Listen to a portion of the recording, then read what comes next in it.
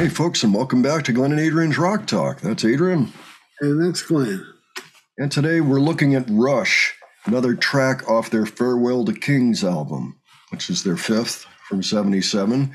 This is actually a live rendition of Cygnus X-1 from 2015. Jacob's Ladder that came out recently kind of got faked out. I thought it was the Pro Shot DVD version, and it was not. It was mostly somebody holding their camera up to the big screen. In this case, it is Pro Shot.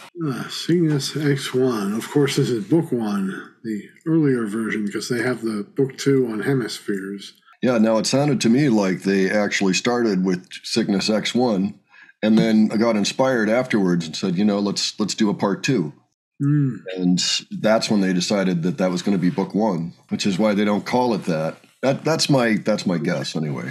Either that or they had it planned out in the beginning. I just don't know. Okay, well, I guess we've covered all the bases. But it's cool to see them playing this, in 2015, which is 38 years, if I'm not mistaken, after they originally put it together. So with that, why don't we go ahead and take a look at this? All right.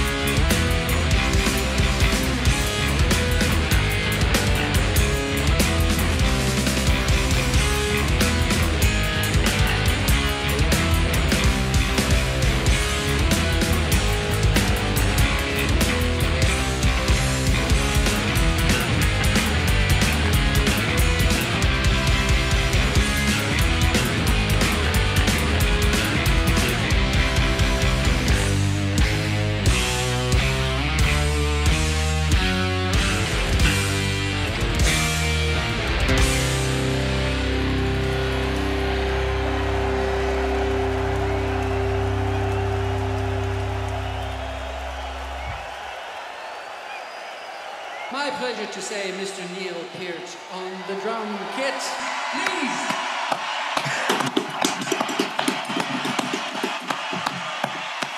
Always pleasant to see, to hear and better yet see Neil killing it on the drums.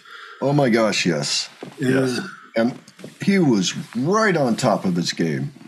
Oh, He may have never played better, than by the time he was at this point in his career, which would be in character for him. I know that he always wanted to bring his absolute top A game. Every time Rush went out on tour, he wanted to be absolutely certain it was going to be as big of a success for the same audience, this time out as it was when they heard the album. He wanted absolutely no disappointment whatsoever in his performance. And he achieved that, and he just kept getting better. And I don't understand why all drummers who do drum solos especially don't have something like that little trigger keyboard thing next to them pad. Oh yeah, the xylophone or whatever that is. No, it was the thing he kept, those dark tones we kept getting throughout his solo. He was triggering those. Oh, okay. Yeah, he was doing his very own keyboard accompaniment. He had chimes and bells in another song or something in a different video that we might have done. Oh yeah, he's definitely done that before. But this time around, he had that it was like a little keyboard drum pad, Mm-hmm. I think the big white one was for the finale, like when he was completely done and he was telling the other guys to come back. That's what that was for. It seemed to line up pretty well. And what an amazing piece of music, by the way. Yeah. I missed Geddy's vocals at the end of it, like it is on the album, but it's really still pretty darn good, I think. Wow. I was surprised that I didn't hear the vocals. Well, that was fantastic. I'm glad we took a look at that. And we're going to have to look at some of the others soon. I'm wondering if we can find a nice version of the next book, Hemispheres Side 1. Maybe we'll look into that. Both are among my favorite Rush tunes, that's for sure. Cygnus X-1, both books. Folks, if you have a particular favorite version that Rush did of Hemispheres Side 1, then please leave it below, and we will consider it. I think that's probably the best way to go, is ask people's opinions. Yep.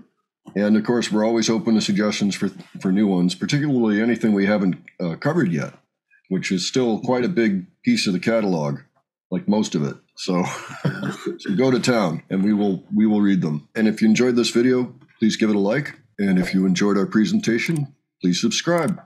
All right. Thanks for joining us, and we'll catch you on the next one. All right. Take care, folks. See you all later.